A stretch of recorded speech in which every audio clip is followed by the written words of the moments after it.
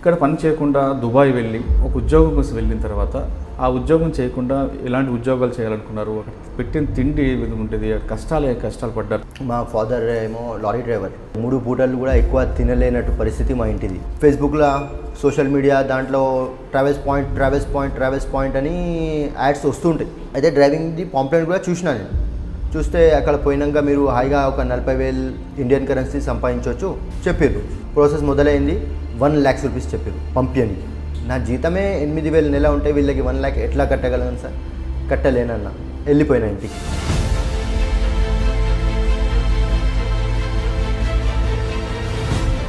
మాకు కాగితాల మీద సంతకం పెట్టడానికి ఇస్తే కూడా చూడడానికి కూడా ఇస్తలేదు. ఇది ఇమిగ్రేషన్ కోసం, తొందర సంతకం పెట్టు, నీ మెడికల్ పాస్ అయిపోయింది, కాంట్రాక్ట్స్ దీని మీద సంతకం పెట్టు. పేపర్లు ఏంటంటే వాళ్ళకి మాకు సంబంధం లేనట్టు పేపర్స్ అవి. దాని తర్వాత ఏం జరిగింది? ఫస్ట్ డే తీసుకుపోయినాక మార్నింగ్ ఫుడ్ ఏం పెట్టలే. అక్కడ ఒక టైం ప్రకారం ఉంటుంది. ఇప్పుడు ఆకలేదు అన్న, ఇక్కడ అన్నం పెడతారా, మేము కొనుక్కొని తినాలంటే పెడతామన్నాం. టైం కాలే, ఇంకా 1 గంటలకి అన్నం పెడతామన్నారు. 1 గంటలకి అన్నం పెట్టారు సార్.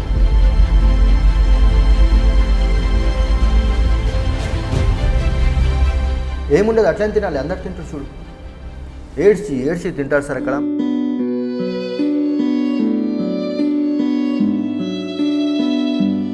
ఇప్పుడు నేను ఫస్ట్ ఒక సీనియర్తో పాటు వెళ్ళిన అక్కడ అదే జాబ్ ఎలా ఉంటుందో చూద్దామని వెళ్తే ఆయన ఆ బండి తోలుతుండు, ఏడుస్తుండు పాపం. ఏందన్నాను అన్న, ఇప్పుడు మొదలైందన్న.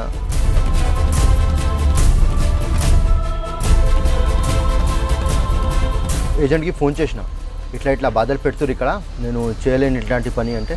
నాతో పోయినావా నువ్వు అక్కడ? నేను పంపించిన అన్న సౌదీ.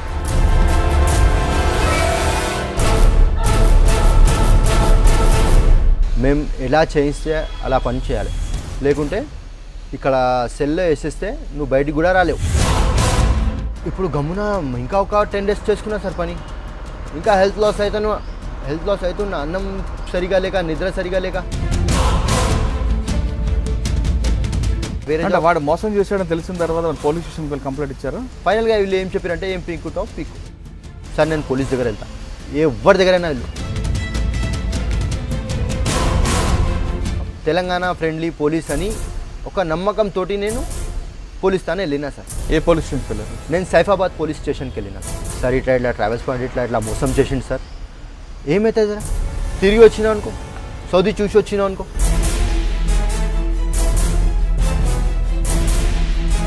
వాడు వచ్చాడా?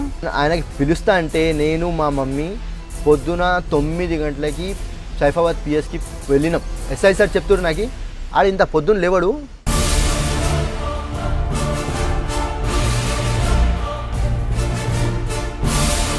నిజంగా చెప్పాలంటే తెలంగాణ ఫ్రెండ్లీ పోలీస్ అన్నట్టు behave చేస్తలేడు.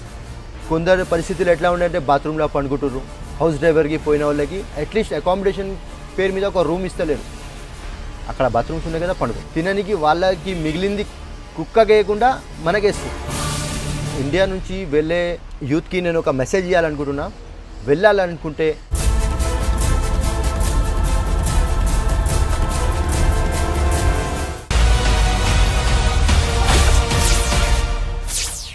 Welcome to crime victim.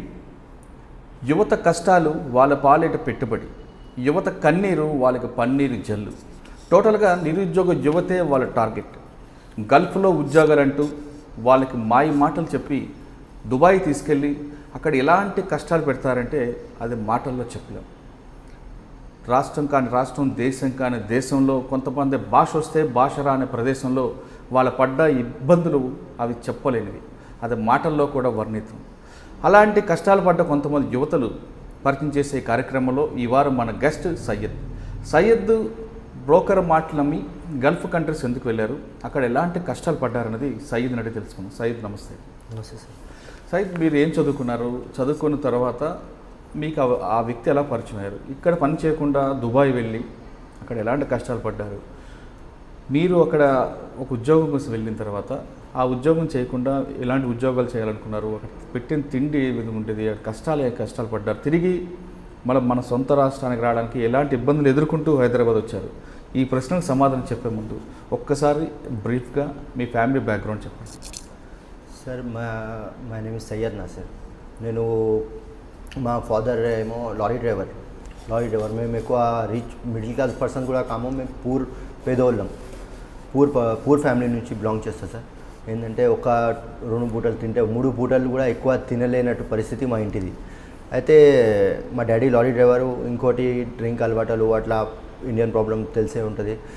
దాని తర్వాత నేను అది ఎట్లానో 10th కంప్లీట్ అయిపోయింది, ఇంటర్మీడియట్ కూడా కంప్లీట్ అయిపోయింది, వొకేషనల్ కోర్స్ MLT తోటి ఇక్కడ ఇండియాలో జాబ్ చేస్తుండే. నేను ల్యాబ్ టెక్నీషియన్ జాబ్ చేస్తుండే. అండ్ నా శాలరీ 5,000, 6,000, 8,000 అంతకంటే పైన పోలే. Maximum 8,000 salary per month. నెల అంతా 12 అవర్స్ కష్టపడి చేస్తే కూడా 8,000 కంటే ఎక్కువ శాలరీ వస్తలేదు. చేసి దాని తర్వాత ఫేస్బుక్లో, సోషల్ మీడియా దాంట్లో ట్రావెల్స్ పాయింట్ అని యాడ్స్ వస్తుంటాయి.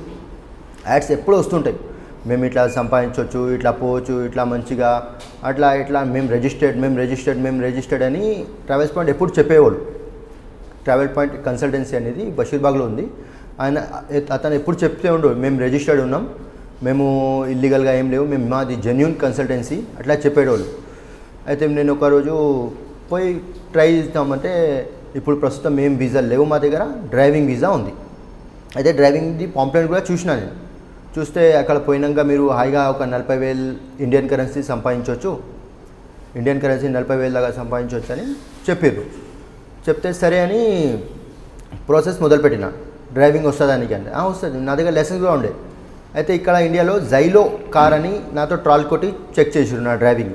జైలో అది ఒక 4 వీలర్, ఇండియన్లో లైట్ డ్రైవింగ్ లైసెన్స్ సరిపోతుంది జైలో తోలాలంటే, లైట్ వెహికల్ దట్స్ ఇట్. అయితే జైలోది ట్రాల్ కొట్టి చూపించిన, ఓకే నీ డ్రైవింగ్ పర్ఫెక్ట్ అన్నారు. ఇంటర్వ్యూ తీసుకురు, ఇంగ్లీష్ స్పీకింగ్ పర్ఫెక్ట్ అన్నారు. అంతా చెక్ చేసుకున్నాక ప్రాసెస్ మొదలైంది. 1 lakhs రూపీస్ చెప్పారు పంపియనికి, 1 lakhs రూపీస్ చెప్పారు. సరే అని 1 lakhs అయితే నేను కట్టలేను, నా జీతమే 8,000 నెల ఉంటే వీళ్ళకి 1 lakh ఎట్లా కట్టగలను సార్, కట్టలేనన్నా. వెళ్ళిపోయినా ఇంటికి. మొత్తం సెలెక్షన్ అయిపోయింది. ఒక 4 మెంబర్స్ సెలెక్ట్ అయినాం. 4 మెంబర్లో నేను ఫస్ట్ మీద ఉన్నా. దాని తర్వాత ఇంటికి వెళ్ళిపోయినా. 1 lakh అంటే నా వల్ల కాదని నేను అనుకున్నా. పూర్ ఫ్యామిలీ నుంచి బిలాంగ్ చేస్తే ఇక్కడే పెట్టుకోవచ్చు కదా అట్లా అని నేను ఇంటికి వెళ్ళిపోయినా. ఇప్పుడు ఆ కన్సల్టెంట్ నుంచి కంటిన్యూస్లీ ఫోన్ కాల్స్, సార్ మీరు ఎందుకు వెళ్ళిపోయారు, మీరు మంచిగా సెలెక్ట్ అయ్యారు కదా, మీ భవిష్యత్తం మంచిగా అయిపోతుంది, ఒకవేళ మీరు స్టెప్ అడుగు ముందలేస్తే మీరు ₹1,00,000 చూస్తారు, కానీ మీ ₹1,00,000 2 నెలల్లో మీరు సంపాదించుకోవచ్చు. ఇంకా 22 నెలలు మీరు సంపాదించింది జమ చేసుకోవచ్చు. మీ పిల్లలు భార్య అందరికీ బాగా చూసుకోవచ్చు, మీకు పైసలు మంచిగా సంపాదించవచ్చు. ఇక్కడ ఉంటే ఖర్చులు ఎక్కువ ఉంటాయి, శాలరీ తక్కువ ఉంటుంది. అక్కడ ఉంటే ఖర్చులు తక్కువ ఉంటాయి, శాలరీ ఎక్కువ ఉంటుంది. ఇట్లా మొత్తం మైండ్ డైవర్ట్ చేసేది సార్. కన్సల్టెంట్ నుంచి గర్ల్స్ ఫోన్ చేస్తారు, అది ఇంకా ఎట్లా పొలైట్గా ఎంత నెమ్మదిగా మాట్లాడి మొత్తం మైండ్ డైవర్ట్ చేసి మళ్ళీ సరే ఒకసారి రండి మీరు అన్నారు. ఫైనల్గా మీకు 85,000 కట్టండి, నేను పంపించేస్తాను. ఎందుకంటే నువ్వు పోవాలి, నువ్వు అక్కడ మంచిగా నీ భవిష్యత్తం మంచిగా అవ్వాలి, ఇట్లా అని మొత్తం మైండ్ అట్లా చేసిరు. నువ్వు మంచిగా అవుతావు, నాకు నమ్మకం ఉంది. అట్లా నాకని కాదు, నాతో సెలెక్ట్ అయిన 4గురికి సేమ్ మ్యాటర్ మీద చెప్పి తీసుకొచ్చారు. ఫైనల్గా మేము ఎట్లనో మా అమ్మ కొన్ని నగలు ఉండే, చిన్న ఇయర్ రింగ్స్ లైక్ అవి ఉంటే అవి అమ్మేసినాం. పెట్టలే కూడా అమ్మేసినా మొత్తానికి. అవి అమ్మేసి కొంచెం జమ చేసి ఒక 50,000 జమ అయినాయి సార్. 50,000 జమ అయితే మా బావ ఆయనతో ఒక 5,000, ఆయనతో ఒక 2,000, ఆయనతో అట్లా చేసి 85,000 టోటల్లీ జమ చేసిన. ట్రావెల్స్ పాయింట్ నాతోటి 15,000 తీసుకుంది. ఇక్కడ 15,000 తీసుకుంది. ఆ 85,000లో అన్నీ అన్నారు నాకు ఫస్ట్. తర్వాత నువ్వు మెడికల్ చేయించుకో అన్నారు. మెడికల్ 6,000 రూపీస్ అయినాయి నాకు. 6,000 మెడికల్ చేయించిన. దాని తర్వాత 85,000 ఇది దీనికోసం జమ. టోటల్ 90 ఫిగర్ వేసి వీళ్ళు రౌండ్ ఫిగర్ ప్లానింగ్ తోటి. దాని తర్వాత ట్రావెల్స్ పాయింట్లో మొత్తం అయినాక పైసలు కట్టేసినాక మాది వీడియో తీసారు. వీడియో ఏంటంటే ట్రావెల్స్ పాయింట్ జిమ్మేదారీ ఎంత ఉందంటే ఇక్కడ నుంచి సౌదీ పంపాలా, సౌదీ మేము పంపించేస్తాం. దాని తర్వాత ట్రావెల్స్ పాయింట్ది మాది సంబంధం లేదంటూ ఇది మాతో చెప్పమన్నారు. మేము చెప్పేసినాం. ఏంటంటే ఆ సిచ్యువేషన్ ఎట్లా ఉందంటే మాకు కాగితాల మీద సంతకం పెట్టడానికి ఇస్తే కూడా చూడడానికి కూడా ఇస్తలేరు. ఇది వీసా కాగితాలు సంతకం పెట్టు తొందరగా, ఇది ప్రాసెసింగ్, ఇది ఇమిగ్రేషన్ కోసం తొందర సంతకం పెట్టు, నీ మెడికల్ పాస్ అయిపోయింది, కాంట్రాక్ట్స్ దీని మీద సంతకం పెట్టు. ఆ పేపర్లు ఏంటంటే వాళ్ళకి మాకు సంబంధం లేనట్టు పేపర్స్ అవి. తర్వాత ఇది మొత్తం ప్లానింగ్తో ప్రొసీజర్ చేయించుకోరు మొత్తం నాతో పాటు అందరివి. వాళ్ళు కూడా పెట్టారు సంతకం, నువ్వు కూడా పెట్టి అట్లా అని పెట్టేస్తే అది అయిపోయిన ప్రాసెస్ మొత్తం అయిపోయింది. తర్వాత మాకు ముంబై నుంచి ఫ్లైట్ అన్నారు. మిగతా పైసలు మొత్తం ముంబైలో ఒక కన్సల్టెంట్ ఉన్నారు అల్ సూఫీ అని. ఆ అల్ సూఫీ రిజిస్టర్డ్ కన్సల్టెంట్. చెప్తే నేను సరే మళ్ళీ మీకు ఇవ్వమని చెప్పారు కదా. కాదు మాకు అవసరం లేదు, మాకు ఇచ్చేసినావు కదా, మా 15,000 మాకు ఇచ్చేసినావు కదా, మిగతాయి అక్కడ ఇచ్చాను. అయితే యాక్చువల్లీ ఆ వీసా అంట నాకు ఇక్కడ పోయినాక తెలిసింది 22,000 మాతో తీసుకుంది 1 lakhs టోటల్. అయితే ఒకరు పోయి నా ఏజెంట్ ఎవరో నాతో ఇంటర్వ్యూ తీసుకున్న ఎవరో అతనికి ఫోన్ చేసి చెప్పిన ఇట్లా వచ్చినా సార్ ముంబైలో అంటే సరే ఆఫీస్కి రాను. ఆఫీస్కి పోగానే పైసలు తీసుకుని లోపల వెళ్ళిపోయాడు. ఆ మనిషి మళ్ళీ బయటికే రాలేదు. వేరే మనిషి వచ్చింది. వేరే అతను వచ్చి ఇంకో ఇది నీ వీసా, నీ పాస్పోర్ట్ ముందే తీసుకురు, ఇంటర్వ్యూ అప్పుడే పాస్పోర్ట్ తీసుకురు, ఇది వీసా, ఇది నీ పాస్పోర్టు, ఇట్లా వెళ్ళాలి ఎయిర్పోర్ట్లో అట్లా ఇట్లా అని మొత్తం ప్రాసెస్ చేయించుకురు. మాతో అక్కడ కూడా సేమ్ సంతకాలు, సేమ్ వీడియోలు అన్నీ సేమ్ తీసుకురు. అల్ సూఫీ ముంబైలో తీసుకున్నాక రెండో రోజు నాది 5 o'clockకి ఫ్లైట్ ఉండే. సౌదీ అరేబియా వెళ్ళిపోయాను. అంటే ఫ్లైట్కి సెండ్ ఆఫ్ ఇవ్వడానికి పేరెంట్స్ వచ్చారా సార్? మీ పేరెంట్స్ వచ్చారు ఎయిర్పోర్ట్కి? సార్ అంతా అప్పుడు ఆ కాలంలో పరిస్థితి ఎట్లా అయిపోయిందంటే ఇంట్లో ₹1 లేనట్టు పరిస్థితి అయిపోయింది. 85,000 నా వెనకాల ఖర్చు పెట్టేసారు మొత్తం. 85,000 మొత్తం ఇంట్లో కనీసం నాకు హైదరాబాద్ టు ముంబైకి వెళ్ళని కూడా ఒక 400-500 కూడా లేకుండా మొత్తం పైసలు ఫిక్స్ పెట్టుకున్నా అంతే. పోగానే ఫ్లైట్ అన్నారు, కానీ అక్కడ పోయినాక చెప్పారు నెక్స్ట్ డే ఫ్లైట్ అన్నారు. అయితే 1 day మొత్తం సౌదీ అరేబియా లగేజ్ ఉండే నాతోటి. ఆ లగేజ్ పెట్టుకొని నేను స్టేషన్లో పడుకున్నాను, రైల్వే స్టేషన్లో. ఇప్పుడు ఏం ఆప్షన్ లేకుండే, జోబులో పైసలు లేకుండే, ఇండియన్ కరెన్సీ సౌదీలో పని కూడా రాదు, నాకు పని కూడా పడదు, ₹1 లేకుండే. స్టేషన్లో ఎలాగో నైట్ గడుపుకున్నా. నెక్స్ట్ డే స్టేషన్లోనే ముఖం గిన కడుకొని 5 o'clockకి ఫ్లైట్ ఉండే బాంబే ఎయిర్పోర్ట్ నుంచి. అదే లగేజ్ వేసుకొని నడుచుకుంటూ అక్కడ నుంచి 5 to 8 kilometers journey sir. 5 to 8 kilometers journey నడుచుకుంటూనే పోయినా బ్యాగ్లో వేసుకొని. మినిమం 50 kgs లగేజ్ ఉండే నాతో. 50 kgs లగేజ్ తీసుకొని 2 బ్యాగులు నేను ఎయిర్పోర్ట్ వరకు నడుచుకుంటూ పోయి అక్కడ నుంచి మొత్తం ప్రాసెస్ చేసుకొని ఫ్లైట్ ఎక్కేసినాం. సౌదీలో దిగిపోయినాక మాకి ఇండియాలో చెప్పింది కంపెనీ నకిల్ కొరియర్ ఎక్స్ప్రెస్. ఇది నకిల్ కంపెనీ అని చాలా పెద్ద కొరియర్ కంపెనీ. దీంట్లో జాబ్ రావడమే మీ అదృష్టం. నీకు జాబ్ వస్తే నువ్వు నీ లైఫ్ చేంజ్ అయినట్టే అని చెప్పారు. అక్కడ పోతే మాకు రిసీవ్ చేసింది నకిల్ కాదు, మవారిద్ కంపెనీ. అల్ మవారిడ్ అని ఒక కంపెనీ ఉంది. ఎయిర్పోర్ట్లో ఎవరు రిసీవ్ చేస్తున్నారు? ఎయిర్పోర్ట్లో అల్ మవారిడ్ కంపెనీ వాళ్ళ పర్సన్స్ వచ్చారు. అక్కడ అల్ మవారిడ్ కంపెనీ పర్సన్ వచ్చి వాళ్ళే రిసీవ్ చేసుకొని పోయారు. అక్కడ పోయినాక నేను చెప్పిన నాది మవారిద్ వీసా కాదు, నాది నకిల్ కొరియర్ అన్నారు. నాకు అంటే ఇది నకిల్ కొరియర్ కాదు, మవారిద్ కంపెనీకి వచ్చినావు, మీకు ఇక్కడ ప్రాసెస్ ఉంటాయి కొన్ని, అది చేయించుకున్నాక నువ్వు నకిల్కి ట్రాన్స్ఫర్ చేయగలుగుతావు అన్నాడు. సరే అని నేను ఇండియాకి మా ఏజెంట్ ఎవరో ఫోన్ చేసిన. అతనికి అప్పుడే ఫోన్ చేసి అడిగినా, నేను ఒక ఫ్రెండ్తో ఫోన్ అన్న ఒక్క ఇండియా కాల్ చేస్తాను, అమ్మకి నాన్నకి ఎవరికి చేయలేదు, ఈ ఏజెంట్కి ఫస్ట్ చేసిన. ఎందుకంటే మన దేశంలో కూడా ఉన్నాడు ఏజెంట్, మన నమ్ముకున్న మానికి అని. ఒక హైదరాబాద్ లాంటి స్టేట్లో బిజినెస్ చేస్తున్న అంత పెద్ద బిజినెస్ అంటే ఆడు జెన్యూనే అనుకున్నాం సార్, నిజంగా చెప్తున్నా జెన్యూనే అనుకున్నాం. అంత పెద్ద consultancy, social media, Facebook, Twitter, everywhere ads వస్తాయి ఇతనివి. దాని తర్వాత ఏం జరిగింది? అయితే అతనికి కాల్ చేసిన నేను, ఇక్కడ నువ్వు నకిల్ అని పంపించినావు, నాకు ఇక్కడేమో ఇట్లా మా వారి వాళ్ళు రిసీవ్ చేస్తారంటే సరే ఏందో ఒకటిది ప్రాసెస్, నువ్వు కంటిన్యూ కానీ అన్నా. నేనున్నా కదా అన్న. తర్వాత నాకు మవారిద్ కంపెనీలో తీసుకోపోతే సార్, అక్కడ మాకు ఫస్ట్ డే తీసుకుపోయినాక మార్నింగ్ ఫుడ్ ఏం పెట్టలే. అక్కడ ఒక టైం ప్రకారం ఉంటుంది, మార్నింగ్ 7 o'clockకే తినేయాలి. ఇప్పుడు మేము రిసీవ్ అయినాం అక్కడ 10 o'clockకి. అంటే నేను ముంబై నుంచి హైదరాబాద్ నుంచి బయలుదేరినప్పుడు తిన్నది, సౌదీ వెళ్ళిన దాకా ఏం తినలేను. ఇప్పుడు ఆకలి అవుతుంది. అన్న ఇక్కడ అన్నం పెడతారా, మేము కొనుక్కొని తినాలంటే పెడతామన్నాం. టైం కాలే, ఇంకా 1 గంటలకి అన్నం పెడతామన్నారు. సరే అన్న, 1 గంటలకి అన్నం పెట్టారు సార్. ఆ అన్నం ఉడుకోపెట్టిన చికెన్, దాంట్లో ఉప్పు కూడా ఉండదు, అట్లీస్ట్ ఒక లెగ్ పీస్ ఉడకపెట్టిన రైస్ అంతే. అదే అరే దీంతోపాటు ఏం కూర అట్లా ఏముండదు, అట్లనే తినాలి. అందరు తింటారు చూడు, ఏడ్చి తింటారు సార్ అక్కడ. మన ఇండియన్స్, బీహారీస్, రాజస్థాన్ వాళ్ళు అందరు మన ఇండియన్ కంట్రీస్ వాళ్ళు ఉన్నారు. ఇట్లానే ఏజెంట్స్ అందరితోని విన్నారు సార్. అందరితో అడిగించున్నా ఈ అన్నం ఎట్లా తింటారు మీరంటే, ఏం చేద్దామన్నా గుండె మీద రాయి పెట్టి తింటున్నాం, ఎందుకంటే ఆప్షన్ లేదు ఇక్కడ. ఏంది నేను తినలే సార్ అన్నం పోలే, అట్లీస్ట్ కొంచెం ఉప్పు కూడా లేదు సార్ దాంట్లో. అట్లాంటి అన్నం పెడుతున్నారు సార్. అక్కడ ఫుడ్ ఎట్లా ఉందంటే ఇప్పటివరకు అయితే మన ఇండియాలో మనం ఒక పేదోళ్ళకి కూడా ఒక భిక్షంలో కూడా ఇయ్యం, అట్లాంటి ఫుడ్ ఉంటుంది సార్ అక్కడ. ఏంటంటే ఖాళీ ఉడకపెట్టిన అన్నం, ఉడకపెట్టిన పప్పు, దాంట్లో ఉప్పు ఉండవు, కారం ఉండవు, ఏముండవు, అట్లా అన్నం పెట్టిరు అక్కడ. మాకు చాలా ఎట్లా ఇండియన్స్ అనగానే ఒక రకంగా చూసేది ఇక్కడ. మళ్ళీ మనకే పనికి పిలుస్తారు అక్కడ, కానీ ఒక రకంగా చూసిరు. అట్లాంటి అన్నం పెట్టిర్రు. అట్లాంటి అన్నం ఎట్లనో తినలే. ఒక 3 days దాకా తినలే. ఆరోగ్యం చాలా పాడైంది, బక్కగా అయిపోయినా, వామిటింగ్స్ వస్తున్నాయి, చక్కర వచ్చి పడిపోయినా ఒకసారి.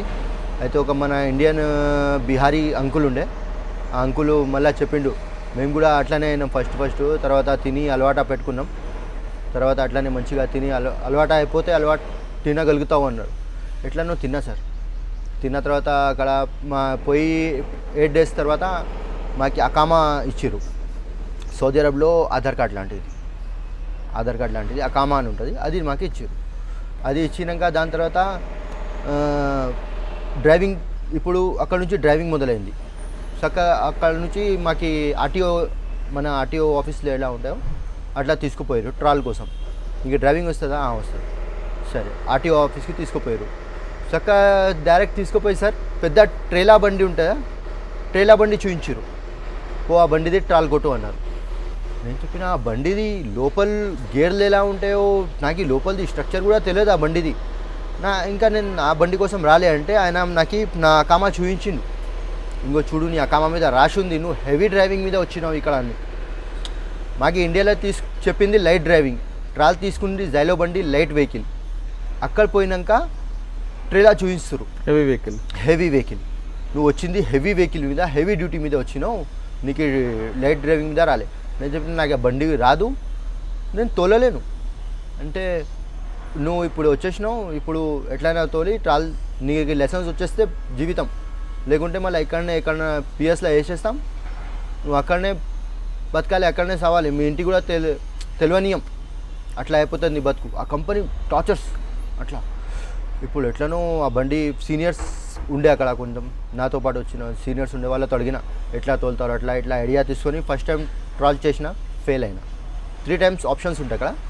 ఫస్ట్ టైం ట్రాల్ చేసిన ఫెయిల్ అయినా. సెకండ్ టైం మొత్తం మైండ్కి మెయింటైన్ చేసిన, ఇట్లా కాదు ఇట్లా ఒక్కసారి ఫెయిల్ అయితే తెలిసింది నాకు, అట్లా కాదు ఇట్లా చేస్తే మంచిగా ఉండేదని. అట్లా ప్రొసీజర్ మెయింటైన్ చేసుకొని సెకండ్ ట్రాల్ పాస్ అయినా. దాని తర్వాత కంప్యూటర్ ఎగ్జామ్ చదువు వస్తుంది, ఆ ప్రకారం నేను కంప్యూటర్ ఎగ్జామ్ కూడా పాస్ అయినా. అది అయిపోయాక మొత్తం ప్రాసెస్ కంప్లీట్ అయినాక ఒక 4-5 days తర్వాత నాకు సౌదీ హెవీ డ్రైవింగ్ లైసెన్స్ వచ్చేసింది. నా దగ్గర డ్రైవింగ్ లైసెన్స్ వచ్చేసింది. దాని తర్వాత సార్ కంపెనీకి సెండ్ చేసారు మాకు నకిల్ కొరియర్ ఎక్స్ప్రెస్ వాళ్ళు వచ్చి తీసుకుపోయారు. వాళ్ళు పర్ఫెక్ట్ అయిపోయారు, అకామా వచ్చేసింది, డ్రైవింగ్ లైసెన్స్ వచ్చేసింది, అంతే మేము మొత్తం ప్రిపేర్ అయిపోయినాం, ఇప్పుడు జాబ్ కోసం రెడీ అయిపోయినాం. అప్పుడు మాకు నకిల్ కొరియర్ తీసుకుపోయింది. మాకు హైదరాబాద్లో కాంట్రాక్ట్ సైన్ చేయించారు. 8 hours duty, 4 hours over time.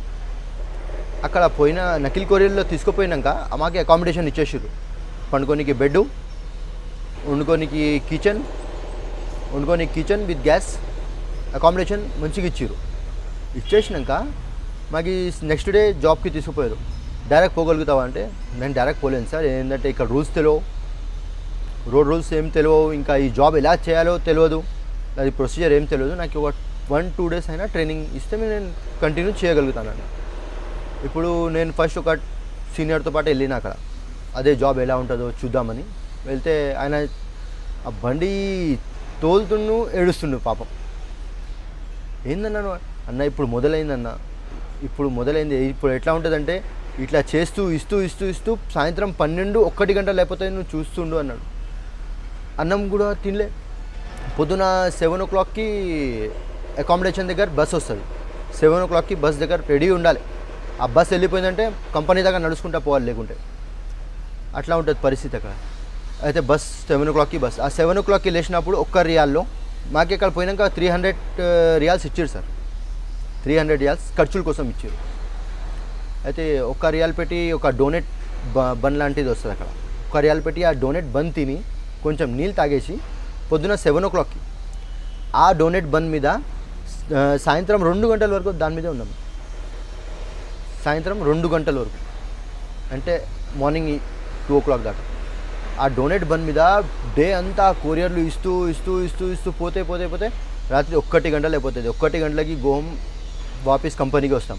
కంపెనీకి వచ్చినాక ఆ కంపెనీకి వచ్చి మళ్ళీ అక్కడ సిగ్నేచర్లు ఎవరెవరికి ఇచ్చినావు, ఎలా ఇచ్చినావు, వాళ్ళ సంతకాలు అవి చెక్-ఇన్స్ అవి అయినాక 2-2:30 అవుతుంది కంపెనీలో. మళ్ళీ అక్కడ నుంచి రూమ్కి పోయే వరకు 3 o'clock. Totally 20 to 21 hours job చేయించారు. ఇట్లానే 2 days నా ట్రైనింగ్ అయిపోయింది. ఇప్పుడు నా చేతికి నా బండి ఇచ్చేసారు, వ్యాన్ ఇచ్చారు. నా వ్యాన్ మా చేతికి ఇచ్చేశారు. ఇప్పుడు నేను అందరేమో స్లో పని చేశారు కదా, నేను కొంచెం ఫాస్ట్ పని చేసి తొందర కంప్లీట్ చేసుకొని అకామిడేషన్ వెళ్ళిపోదాం అనుకున్నా. నేను ఏం చేసిన ఫాస్ట్ పని చేయడం మొదలుపెట్టిన. అందరికీ 20 కొరియర్స్ ఇచ్చేది, నాకు కూడా 20 ఇచ్చారు. అయితే 20లో మినిమం 10 కొరియర్స్ 15 కొరియర్స్ అట్లా చేసి రామని చెప్పారు. సరే నేను 10-15 కొరియర్స్ సాయంత్రం 9 గంటల వరకు కంప్లీట్ చేసుకొని నా 10-10:30కి అకామిడేషన్లో ఉన్నా. అయితే నెక్స్ట్ డే ఈ బాబు ఫాస్ట్ పని చేస్తుండు, ఈయనకి 40 కొరియర్లు ఇవ్వండి. అట్లా చేసి నాకు నెక్స్ట్ డే 40 కొరియర్లు ఇచ్చారు సార్. ఆ 40 కొరియర్ చేసే వరకు నాకు రాత్రి 2 గంటలు అయిపోయినాయి. 2 గంటలు అయిపోయినాయి. ఈ రూమ్కి వచ్చే వరకు నాకు 3:30 అయింది. 3:30 అయింది. 3:30 కాగానే అన్న నేను 5-6 days చేసిన ఇట్లనే పని. 6 days దాకా చేసినాక నేను చెప్పిన నేను ఇంత పని చేయలేను సార్, నాకు 8 hours డ్యూటీ చెప్పారు. 8 hours కాక నేను 12 hours కూడా చేయగలుగుతా, 14 hours కూడా చేయగలుగుతా.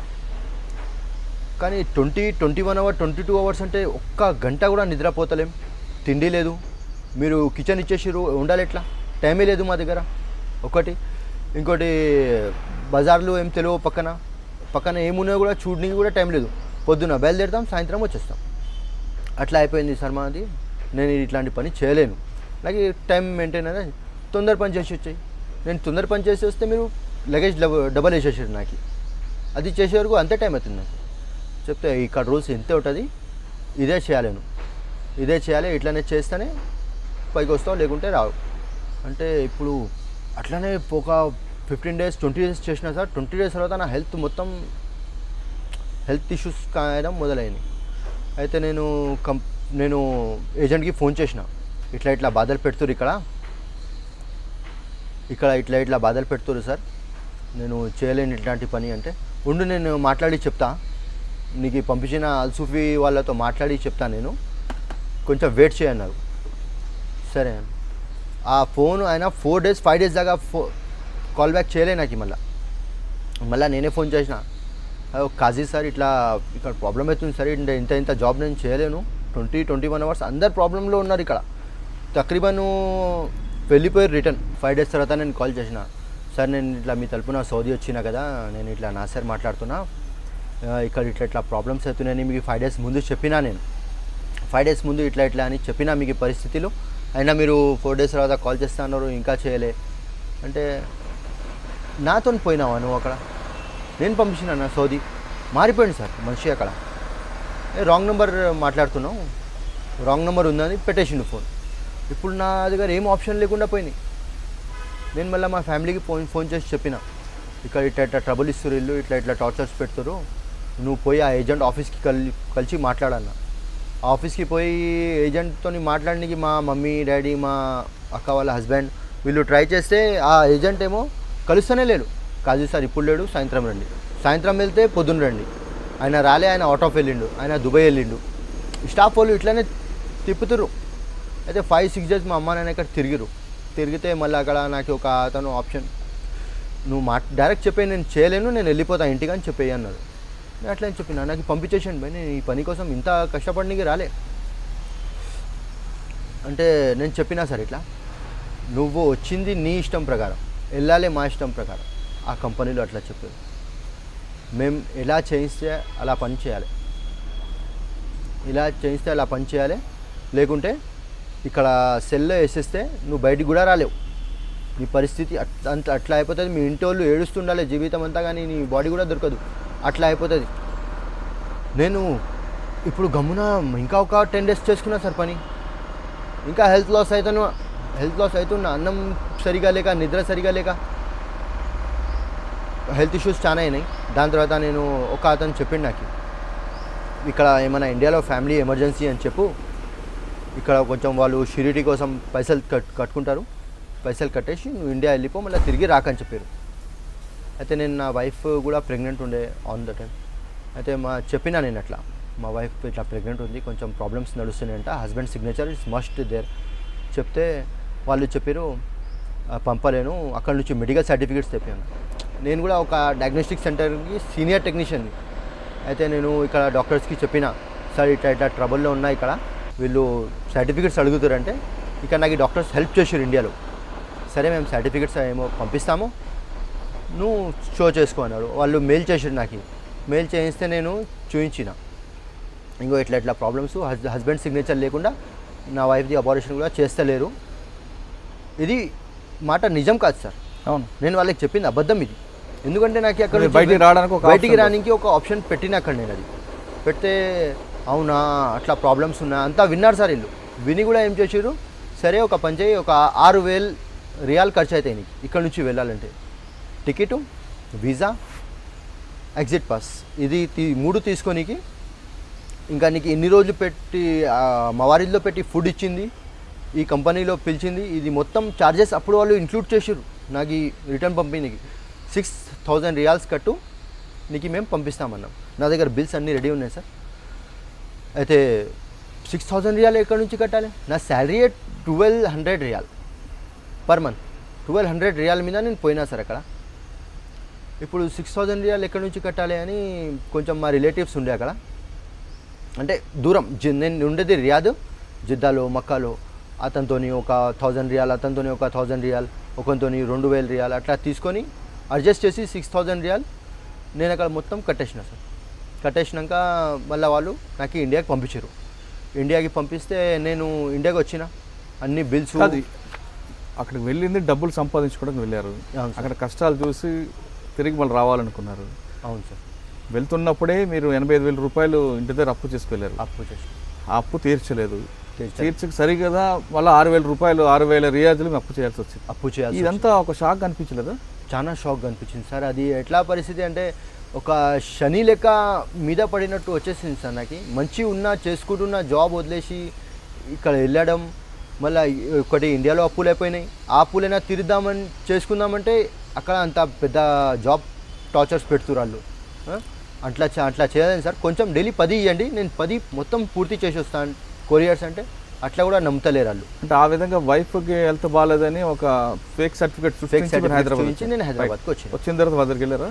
అతని దగ్గర వెళ్ళిన ఏజెంట్ దగ్గర వెళ్ళి, ఆ ఏజెంట్ కలవలే నాతోటి, వాళ్ళ మిస్సెస్ వాళ్ళు ఉండే, వాళ్ళతో చెప్పినాను, మీరు ఏం చెప్పి పంపించారు, లైట్ డ్రైవింగ్ అని పంపించారు.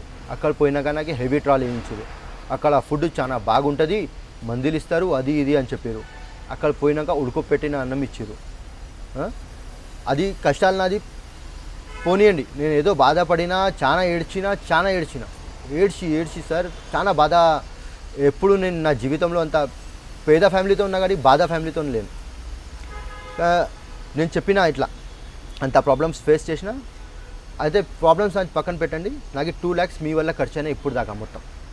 నాకు ఆ పైసలు నాకు ఇచ్చేస్తే నేను ఓవదోలతో అప్పులు తీసుకున్నాను, వాళ్ళ అప్పులు తీర్చేసి నేను మళ్ళీ నా జాబ్ మొదలు పెట్టుకుంటా అంటే, సారు మేము ఎందుకు ఇవ్వాలి, వస్తే అప్పుడు మాతో అడగనీకి అక్కడి నుంచి కాల్ చేసినప్పుడు మీరు రెస్పాన్స్ ఇవ్వాలి.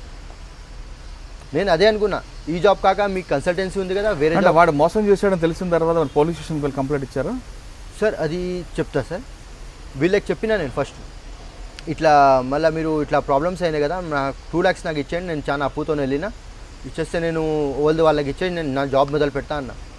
అట్లా అట్లా ఇస్తామని ఇక్కడ రాసి ఇచ్చినావు నాకు, నువ్వు ఏమైనా అయితే మేము ఇస్తామని ఇక్కడ రాసి ఉన్నదా అని వీళ్ళు అట్లా చెప్తే నేను ఇప్పుడు ఏం లేదు సార్, పోలీస్ ఒక్కటే ఆప్షన్ ఉంది నా దగ్గర. ఫైనల్గా వీళ్ళు ఏం చెప్పారంటే, ఏం పీక్కు ఈ మాట చెప్పారు ట్రావెల్స్ పాయింట్ వాళ్ళు నాతోని. ఏం పీక్కుంటావు పీక్కు, మేమైతే నీకు ఏమి ఇయ్యం. సార్ నేను పోలీస్ దగ్గర వెళ్తా, ఎవరి దగ్గరైనా వెళ్ళు, ఎవరు నాకు ఏం చేయలేరని ఇంత కాన్ఫిడెంట్గా చెప్తుండు. పోలీస్ కూడా నాకు ఏం చెయ్యలేదు అని ఆయన అంత కాన్ఫిడెంట్గా చెప్పిండు. ఆయన ఒక నమ్మకం, తెలంగాణ ఫ్రెండ్లీ పోలీస్ అని ఒక నమ్మకంతో నేను పోలీస్ తానే వెళ్ళినా సార్. ఆ మాట పిలిచి అప్రోచ్ అయ్యి రిసెప్షన్ మీద చెప్పిన నాకు ఏ పోలీస్ స్టేషన్కి వెళ్ళారు? నేను సైఫాబాద్ పోలీస్ స్టేషన్కి వెళ్ళినా సార్. ఓకే. సైఫాబాద్ పోలీస్ స్టేషన్కి వెళ్ళినా. ఫస్ట్ నేను వెళ్ళింది రచ్చకొండకి పోయి కంప్లైంట్ ఇస్తే అది ఇక్కడ తీసుకో మీ కంప్లైంట్, ఆయనకి సంబంధించిన పోలీస్ స్టేషన్కి వెళ్ళు. ఆ పోలీస్ స్టేషన్ కనుక్కున్నది సైఫాబాద్ పోలీస్ స్టేషన్ వెళ్ళింది. సైఫాబాద్కి పోయి సైఫాబాద్లో నేను మ్యాటర్ మొత్తం చెప్పిన, ఇట్లా అయిందంటే నాతో ఎస్ఐ సార్, ఆ టైంలో SI I think Jagadish sir ఉండే 2 years బ్యాక్, జగదీష్ ఎస్ఐ. ఆయనకి చెప్పిన విషయం మొత్తం, సార్ ఇట్లా ట్రావెల్స్ పాయింట్ ఇట్లా మోసం చేసిండు సార్. ఏమవుతుంది సార్, తిరిగి వచ్చినావు అనుకో, సౌదీ చూసి వచ్చినావు అనుకో, ఏం కేసులు పెట్టి అవి చేసి టైం వేస్ట్ ఎందుకు చేసుకుంటావు, పోయి హాయిగా ఇంటికి పోయి మంచిగా అన్నం తిని కప్పుకొని పండుకో, పొద్దున్న నుంచి లేచి వేరే జాబ్ చూసుకో. నాకు ఈ పోలీస్ స్టేషన్లో ఇట్లా రెస్పాన్స్ వచ్చింది. అయితే నా మాట వింటలేరు అని నేను ఇంటికి వచ్చి ఏడుచుకుంటా అమ్మకి చెప్పిన, మాకు ఇట్లా కర్జా అయిపోయినాయి, ఇట్లా అప్పులు అయిపోయినాయి, ఇప్పుడు ఏం చేద్దామమ్మా, పోలీసు వాళ్ళు కూడా పట్టించుకుంటలేరు అని పోయి చెప్తే, అట్లా పట్టించుకొని నేను వస్తాను నీతోటి నడు అని నేను మళ్ళీ నా మదర్తో వెళ్ళిన. మా మదర్ కూడా సేమ్ చెప్పారు సార్ వాళ్ళు, పోలీసు వాళ్ళు సైఫాబాద్ పోలీస్ స్టేషన్లో సేమ్ ఇట్లనే చెప్పారు. ఏమవుతుందమ్మా ఫస్ట్ తెలుసుకోవాలి, ఆడు జెన్యూనా కాడా తెలుసుకొని పోవాలి. ఇప్పుడు పోయిర్రు తిరిగి వచ్చిన అనుకోండి, ఇప్పుడు ఆయనకి ఏం చేయలేమంటారు. మీ దగ్గర ఒక ఆప్షన్ ఉంది, ఆయనకి పిలుస్తా, ఆయనకి పిలిచి కూర్చోబెడతా, ఏదో ఫేస్ టు ఫేస్ మాట్లాడిస్తా, ఆడ ఎంత ఇస్తాడో తీసుకోండి వెళ్ళిపోండి అంటే దాన్ని కూడా రెడీ అయిపోయినా సార్. ఇప్పుడు పోలీసు చెప్తారంటే వాడు వచ్చాడా సార్, ఆయనకి పిలుస్తా అంటే నేను మా మమ్మీ పొద్దున 9 గంటలకి సైఫాబాద్ పిఎస్కి వెళ్ళినాం. పొద్దున 9 గంటలకి ఎస్ఐ సాబ్తో కలిసినాం, చెప్పినాం సార్ ఇట్లా మీరు రమ్మన్నారు కదా, ఆయనకి పిలుస్తా అన్నారు కదా. ఆడింత పొద్దున్న లేవడు,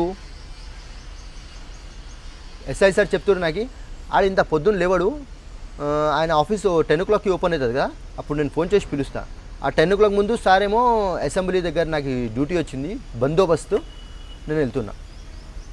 ఎస్ఐ సార్ అక్కడ వెళ్ళి అప్పుడు ఆయన రిటర్న్ ఎప్పుడు వస్తుండే 5 గంటలకి తిరిగి వస్తుండే. 5 గంటల దాకా నేను మా అమ్మ ఆ పిఎస్ ముందర కూర్చున్నాం, చెట్టు కింద బయట కూర్చొని. అట్లనే పొద్దున్న నుంచి సాయంత్రం అట్లనే అవుతుంది. 5 o'clock, అరే మీరు ఇప్పుడు దాకా ఇక్కడనే ఉన్నారా? అవును సార్, మళ్ళీ మీరు పిలుస్తా అన్నారు, మాట్లాడిస్తా అన్నారు. ఆయన ఇక్కడ నువ్వు వెళ్ళిండంట, నేను నీకు ఫోన్ చేస్తాను, నువ్వు పో. అయితే next day sir call wait చేసిన, నేను నెక్స్ట్ డే కాల్ రాలా. 3rd day మళ్ళీ నేను వెళ్ళిన పిఎస్కి.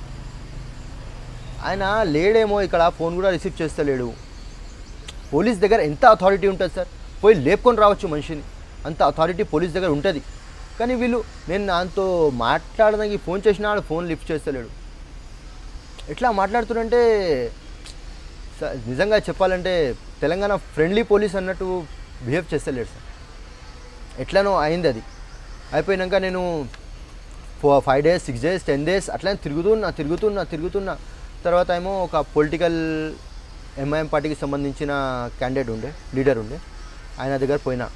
ఆయన కోసం కూడా ఎవరు చెప్పారు తెలుసా సార్ నాకు, సైఫాబాద్ పోలీస్ స్టేషన్లో ఉన్న కానిస్టేబుల్ అన్న ట్రావెల్స్ పాయింట్ కోసం ఇక్కడ పట్టించుకోరు, నువ్వు ఒక్కనివే కాదు ఇన్ని ఫైల్స్ ఉన్నాయి ట్రావెల్స్ పాయింట్కి సంబంధించినవి, కేసులు పట్టించుకోరు.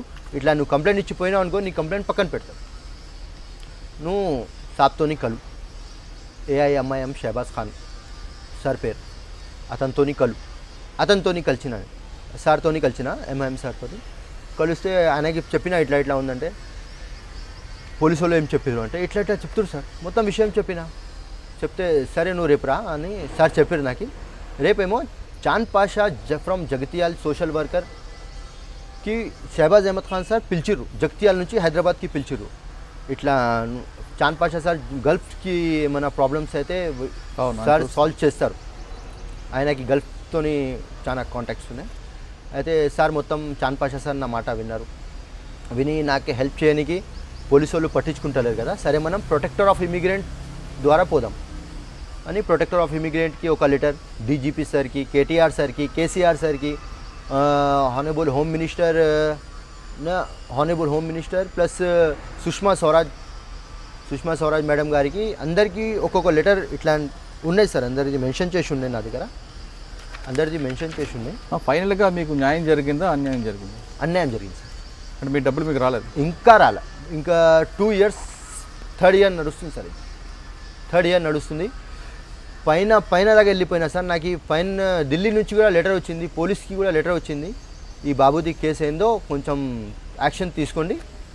అంటే మీరు వెళ్ళి వచ్చిన 2 సంవత్సరాలైనా ఇంతవరకు మీకు న్యాయం జరగలేదు? న్యాయం జరగలేదు సార్.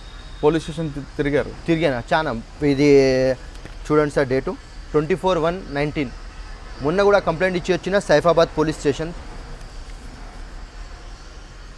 ఏమంటారు ఇప్పుడు కూడా? తీసుకోలే ఇంతవరకు సార్. ఇది సంతకం చేసి రెడీ పెట్టి ఉన్నా, ఓకే. ఇంకా తీసుకోలే. ఫైనల్గా 2 క్వశ్చన్స్ ఆన్సర్ చెప్పండి సార్.